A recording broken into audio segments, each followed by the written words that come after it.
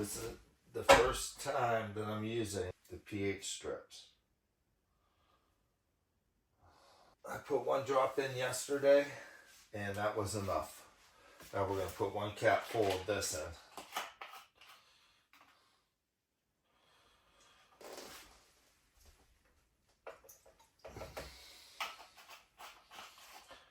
Give it a shake, water the plants.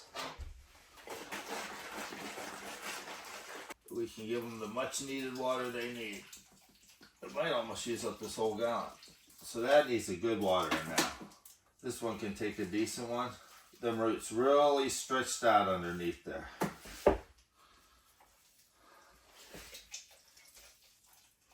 Those roots will be very happy they got watered. Then we'll fix one plant up right here. And that should be good for now. Alright, with the plants getting closer to the light, we have to take up the light at least the distance of the plant that's growing the biggest right now.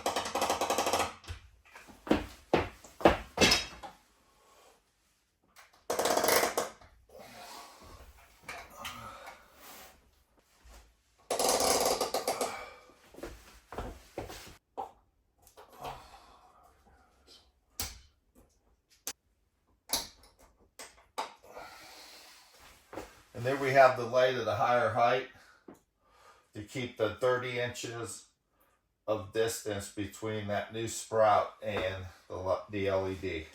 Definitely want to get the soil patted down slightly and then concave it out to as wide as the plant is. Not as far as these outer leaves right now. Right in that whole bulk area. Get it flattened out so the water will just take right on in there. And it'll sit in there and go straight down. And then your roots will concentrate up and expand out from there. When you let it dry out, it'll expand out.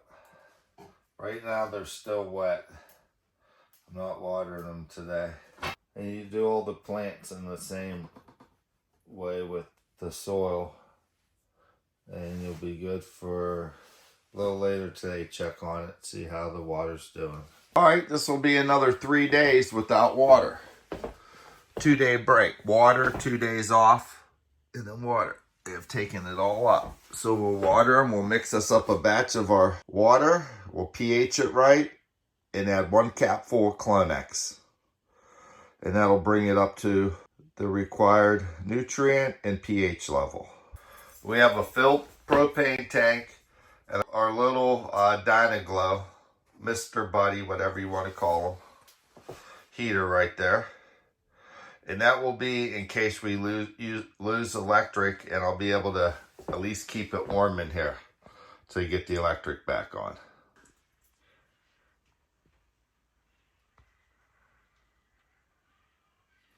Hi, this is the Hillbilly wifey editing the video. I spotted some fungus gnats in the room, so I grabbed the camera and got some footage to show you what they look like. So to be safe, they we got some diatomaceous soil. earth, which all we're going to do, we're going to open it up. We're going to get a teaspoon, a tablespoon. And we're going to put it up in there like that. And then we're just going to sprinkle it around. So we're going to add 1 tablespoon per plant of diatomaceous earth. And this will stop insects.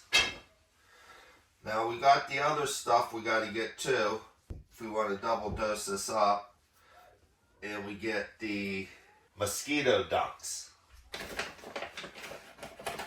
But we got this diatomaceous earth. And we'll spread this around all the plants. 1 good heaping teaspoon per plant.